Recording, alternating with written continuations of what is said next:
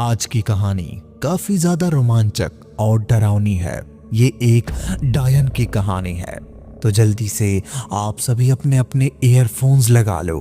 तो बढ़ते हैं डर की दुनिया में। गांव के बाहर एक काली पहाड़ी थी जिसे डायन की पहाड़ी कहा जाता था। लोग कहते हैं कि वहां एक डायन का वास है जो रात को भटकती है और अपने शिकार को ले जाती है। इस डर से कोई भी वहां रात में नहीं जाता था। सालों पहले उसी गांव में एक औरत रहती थी जिसका नाम रत्ना था। लोग उसे सुंदर लेकिन रहस्यमयी कहते थे। उसके पति की अचानक मौत के बाद गांव वालों ने उसे बदनाम कर दिया क्योंकि आरोप लगाया था कि रत्ना काली विद्या करती है और अपने पति को मार दिया। गुस्साई भीड़ ने रत्ना को घसीटकर पहाड़ी पर ले जाकर जला दिया। मरने से पहले उसने चीखते हुए बदला लेने की कसम खाई। अब हर अमावस की रात गांव के लोग पहाड़ी की चीख सुनते थे। कहते थे रत्ना की आत्मा डायन बन गई है।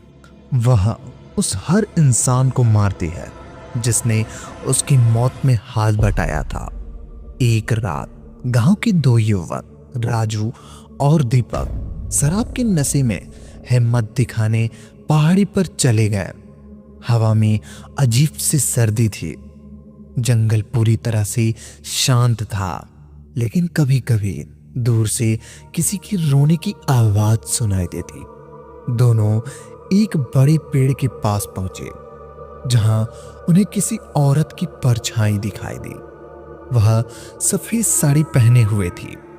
उसके लंबे लंबे बाल चेहरे को ढक रहे थे। राजू ने उसे छेड़ते हुए कहा, कौन हो तुम? हमें डराने की कोशिश मत करो। औरत ने धीरे धीरे अपना चेहरा उठाया। उसकी आंखें खून जैसी लाल थी और चेहरा जले हुए मांस से भरा हुआ था। वह धीमी आवाज में बोली, तुम यहां क्यों आए हो? तुमने मेरी शांति भंग की है। अब तुम नहीं बचोगे। राजू और दीपक डर से पीछे हटे, लेकिन वह औरत अचानक हवा में उड़कर उनके सामने आ गई। राजू ने भागने की कोशिश की, लेकिन उसकी गर्दन किसी अदृश्य शक्ति ने पकड़ ली थी। दीपक ने चीखते हुए मदद की दौड़ लगाई, लेकिन पहाड़ी के रास्ते उसने घेर लिया। अगली सुबह गांव वालों को दोनों की शव उसी पेड़ के पास मिली। उनके चेहरे पर डर से विकृत थे, जैसे उन्होंने मौत से पहले कुछ बहुत भयानक देखा हो।